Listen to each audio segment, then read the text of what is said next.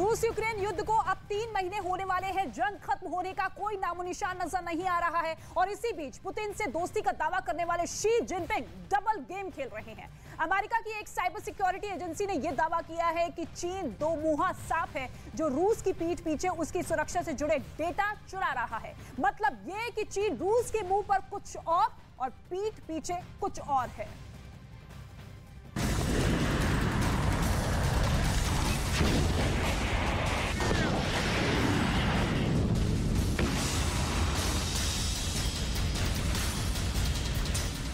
Putin से यारी, रूस के साथ गद्दारी।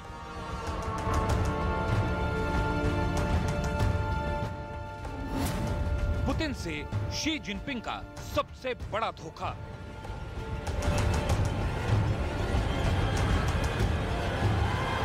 कहते हैं चोर चोरी से जाए लेकिन हेराफेरी से न जाए। चीन की फितरत भी कुछ ऐसी ही है। चीन ने पुतिन के साथ दोस्ती का ऐसा स्वांग रचा कि बाइडेन तक हैरान रह गए। पूरी दुनिया यही मानती रही कि रूस की सबसे बड़ी मुश्किल घड़ी में चीन ही उसका सबसे बड़ा हमदर्द साबित हुआ, जिसने पूरे युद्ध के दौरान रूस का साथ नहीं छोड़ा। चीनी राष्ट्रपति शी जिनपिंग भी महायुद्ध के पहले दिन से ही पुतिन के साथ खुद को खड़ा दिखाने की कोशिश कर रहे थे, लेकिन अब जो रिपोर्ट सामने आई है उसने चीन के डबल गेम से पर्दा उठा दिया है। अमेरिकी Israeli software company cheque point की रिपोर्ट के मुताबिक चीन की ओर से रूस की जासूसी की कोशिश की गई। रिपोर्ट के मुताबिक रूस की पीठ पीछे चीन उसकी सुरक्षा से जुड़े डेटा इकट्ठा कर रहा था। रिपोर्ट में दावा किया गया है कि रूस को पता ही नहीं कि चीन ऐसा काम कर रहा था। यानी युद्ध के दौरान एक तरफ शी जिनपिंग यूएनएससी में खुलकर रूस का समर्थन कर रहे थे, ठीक उसी वक्त चीन रूस के खिलाफ भीतर घात की भी कोशिश में लगा था। जिस वक्त रूस के हमले का विरोध न करके शी जिनपिंग अमेरिका से दुश्मनी मोल ले रहे थे, ठीक उसी दौरान शी के हैकर रूस की सुरक्षा में सेंध लगाने की कोशिश में जुटे थे। रिपोर्ट में दावा किया गया है कि हैकिंग की कोशिश चीन के सरकारी हैकरों ने की और ये सब हुआ 23 मार्च को, जब रूस यूक्रेन के खिलाफ युद्ध में व्यस्त था। रूस की मिलिट्री रिसर्च से जुड़े वैज्ञानिकों को कथित तौर पर कुछ ईमेल भेजे गए। ईमेल में अमेरिकी प्रतिबंधों की जानकारी होने का दावा किया गया था, जबकि असलियत में इन ईमेल में ऐसी फाइलें थीं जिन्हें खोलते ही मालवेयर रूस की सुरक्षा जानकारियों पर अटैक करता। हालांकि इस रिपोर्ट में यह साफ नहीं किया गया है कि चीनी हैकर अपने मकसद में कामयाब हुए या नहीं, लेकिन चीन की इस कोशिश ने एक बार फिर चीनी नीति की पोल खोलकर रख दी है। इस रिपोर्ट के जरिए ये एक बार फिर साबित हो गया कि चीन दुश्मन तो दुश्मन, अपने दोस्त तक को नहीं छोड़ता। और एक रिपोर्ट में दावा यह किया गया है कि चीन रूस की सुरक्षा से जुड़े डेटा चुरा रहा है। रिपोर्ट में यह दावा किया गया है कि रूस को पता ही नहीं कि चीन ऐसा काम कर रहा है।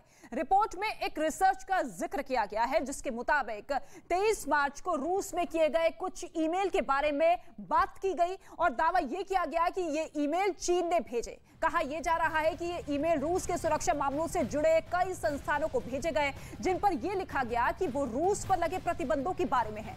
लेकिन दावा यह किया गया कि असल में वो ईमेल चीन के हैकर ने भेजे, जिनमें एक ऐसा वायरस था जो कंप्यूटर में सेव डेटा को उनके कंप्यूटर पर भेज देता है। कहा तो यह भी जा रहा है कि चीन अक्सर ऐसा करता है और उन देशों की भी जासूसी करवाता है जो उसके दोस्त हैं, जिसके लिए वो अपने हैकर को एक मोटी रकम देता है।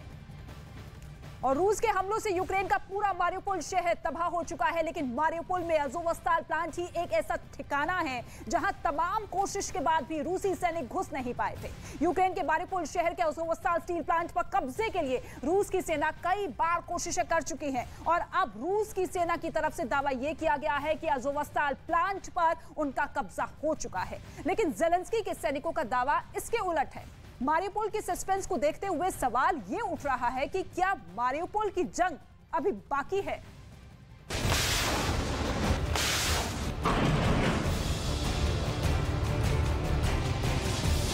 रूस के आगे ज़ेलेंस्की ने नहीं टेके घुटने। मारियुपोल की जंग अभी बाकी है। पूरी दुनिया के सामने रूस ने ऐलान कर दिया कि यूक्रेन की मारियुपोल पर उसका कब्जा मुकम्मल हो गया, क्योंकि मारियुपोल पर संपूर्ण विजय में जो स्टील प्लांट आड़े आ रहा था, उस प्लांट में यूक्रेन के आखिरी मोर्चे को भी पुतिन की सेना ने ढहा दिया। और इसके बाद रूस की ओर से यह दावा किया गया कि स्टील प्लांट में घायल सैनिकों की जान बचाने के लिए यूक्रेन की सेना ने उसके आगे घुटने टेक दिए। रूस के इस दावे के बाद यूक्रेन की ओर से भी इस बात की पुष्टि कर दी गई कि अज़ोवस्ताल स्टील प्लांट से उसकी सेना पीछे हट चुकी है। सबूत के तौर पर रूस ने यूक्रेन के सैनिकों के सरेंडर करने का वीडियो भी जारी कर दिया। सरेंडर के वीडियो में बड़ी संख्या में यूक्रेन के सैनिक अपने घायल साथियों को स्ट्रेचर पर लेकर स्टील प्लांट से बाहर निकलते दिखे थे। प्लांट से बाहर आने के बाद रूसी सेना के जवानों ने सभी की तलाशी ली। बैग से लेकर उनके कपड़े तक खंगाले गए। इसके बाद यूक्रेन के सारे सैनिक अपने साथियों के साथ वहां खड़ी गाड़ियों में चले गए।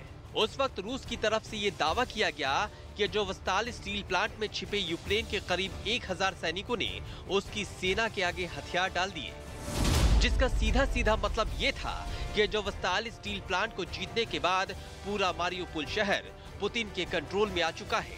लेकिन अब इस कहानी में नया मोड़ आ गया है। अज़ोव रेजिमेंट के एक कमांडर ने स्टील प्लांट पर रूसी कब्जे के दावे को रूस का प्रोपेगेंडा बताया है। Я не буду розголошувати.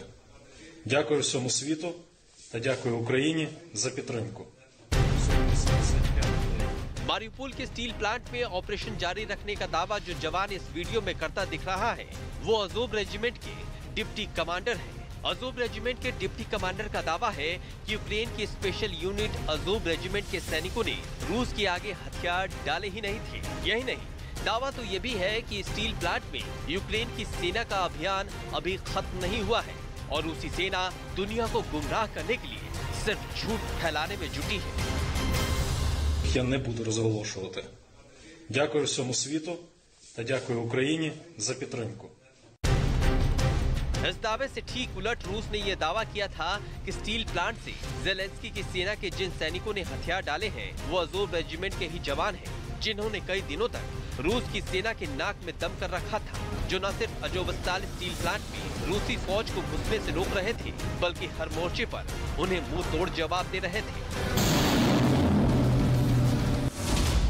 खास बात यह है कि शहर के आखिरी किले को ढहाने के लिए रूस ने अपनी पूरी ताकत झोंक दी थी। यहाँ तक कि पुतिन ने अपने सबसे वफादार और खूंखार चेचन कमांडर रमजान कादिरोव को भी जंग में उतार दिया था, जिसके बाद चेचन लड़ाकों ने शहर में जमकर तबाही मचाई। रूस की सेना के साथ मिलकर चेचन लड़ाकों ने कई दिनों तक यूक्रेन की सेना के साथ जंग लड़ी और इसका नतीजा क्या हुआ वो मारियुपोल शहर की ये तस्वीरें बयां कर रही हैं।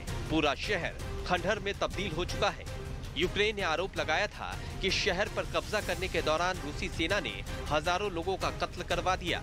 हालांकि बाद में रूस ने यह दावा किया कि उसकी सेना ने पूरे मारियुपोल शहर पर कब्जा जमा लिया है, लेकिन इसके बाद भी शहर के एक हिस्से में मौजूद अज़ोवस्ताल स्टील प्लांट रूस की पकड़ से दूर था, क्योंकि यूक्रेन की सेना की स्पेशल यूनिट अज़ोव रेजिमेंट ने स्टील प्लांट को अपना बेस बना लिया था और दावा किया कि यूक्रेन के करीब 2000 सैनिकों ने रूस के खिलाफ मोर्चा खोल दिया था।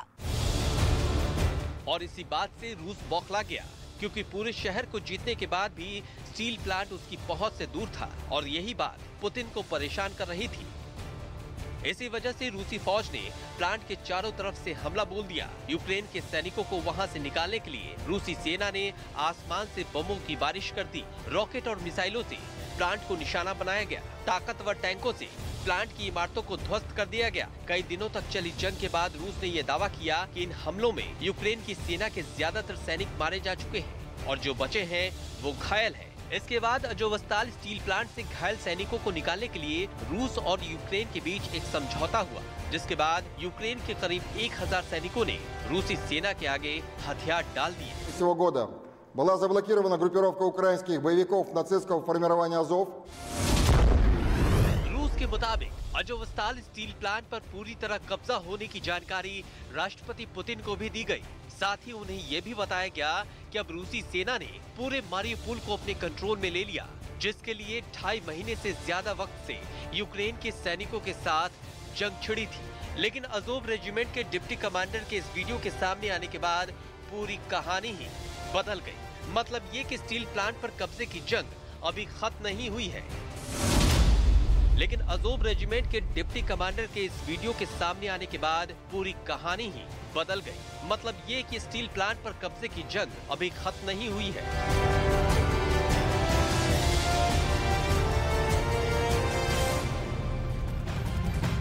और बूचा में हुए नरसंहार को अब 2 महीने से ज्यादा का वक्त बीत चुका है, लेकिन अभी भी जिंदगी पटरी पर नहीं लौटी है। जगह जगह बिखरे बच्चों के खिलौने और लोगों का जरूरी सामान इस बात की गवाही दे रहा है कि बूचा में किस कदर बर्बरता हुई थी। बूचा में बर्बादी के निशान अभी भी दिखाई दे रहे हैं।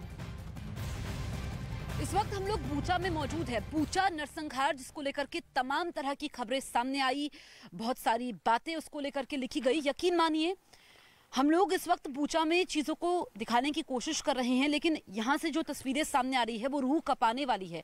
अभी तो काफ़ी हद तक यहाँ से चीज़ों को साफ किया गया है, मलबे को हटाया गया है, लेकिन मैं आपको बताऊँ जिस सड़क पर हम लोग मौजूद हैं, जहाँ तक आपकी नज़र जा रही है ये रोड है, वहाँ तक रूसी टैंक मौजूद थे और वो एक एक घर को शिकार करते चले गए, जिसमें 1000 से ज़्यादा लोगों की जानें गई, जिनके शव पड़े हुए थे। 2 अप्रैल को जब पहली बार दुनिया ने बूचा के बारे में देखा, जो तस्वीरें सामने आई, और आप देख सकते हैं कि अभी भी निशान है। यहीं से टैंकों के जरिए ये गोला दागा गया, घर को नुकसान पहुंचा। आप जिधर देखेंगे, कैमरा जिधर भी जाएगा, आप इस तरफ देखेंगे, इधर आप देखिए, ये घर तबाह हो चुका है। ये टैंक का पार्ट यहाँ पर मौजूद है। जहां भी नजर जाएगी यहाँ पर सिर्फ विनाश नजर आएगा। इधर हम आते हैं, ये हम देखेंगे कि ये टैंक का पहिया, रूसी टैंक का पहिया, घर को तो उजाड़ दिया। ये जूते आप देख सकते हैं, जूता पड़ा हुआ है अभी भी। ये टैंक का इंजन है। पीछे हम देखेंगे ये गाड़ी जल चुकी है, उधर साइकिल थी। सिर्फ तबाही का मंजर अभी भी है। आप समझिए कि 2 महीने बीत चुके हैं इस नरसंहार को। 2 महीने बाद भी बूचा में जिंदगी पटरी पर नहीं लौटी है। लोग आ तो रहे हैं लेकिन हिम्मत नहीं जुटा पा रहे हैं। हम आगे जाएंगे, मैं आपको दिखाती हूँ तस्वीर। करम आप रोड के उस तरफ भी दिखाते रहिए। आप सामने देखेंगे, उधर मल्टी स्टोरी बिल्डिंग देखेंगे। बूचा में सबसे ज्यादा बुरा हाल हुआ है। बूचा में जो नरसंहार हुआ, उसके बाद रूसी सैनिकों को जवाब दिया गया, वो लौटे, लेकिन यहाँ की तो तस्वीर बदल गई। ये बच्चे का खिलौना ये ऐसे ही पड़ा हुआ है। ये तस्वीरें अपने आप में कई सारी कहानियां बयां कर रही हैं, लोगों की आप बीती बयां कर रही है कि उस वक्त उन्होंने क्या कुछ झेला होगा, क्या वो मंजर रहा होगा। ये आगे हम आते हैं, यहां भी कुछ नहीं बचा है, सिर्फ स्ट्रक्चर है और मलबा।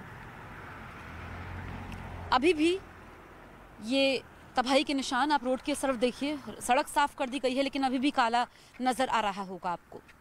हम जहां तक जाएंगे, हम जाते जाएंगे, हर जगह से ऐसी तस्वीरें हैं। बहुत मुश्किल होता है हमारे लिए बूचा में आकर के, क्योंकि हम फिर से आए हैं यहाँ पर आप तक तस्वीरें पहुँचाना। आप देखेंगे कि ऐसी तस्वीरें, ये दास्तां जो बता रही हैं कि 1 अप्रैल को यहाँ पर क्या हुआ था, जहाँ तक हम जाएंगे ऐसी ही तस्वीरें सामने आएंगी जो रोंगटे खड़े करने वाली है। ये घर भी आप देखिए, ये गाड़ी, सब कुछ ऐसे ही चला गया। लोगों की जिंदगी भर की जमा पूंजी, उनका संसार, उनके अपने, और मालूम नहीं कि अब यहाँ के लोग कहाँ पर हैं, उनमें से कितने लोग जिंदा हैं। Camera person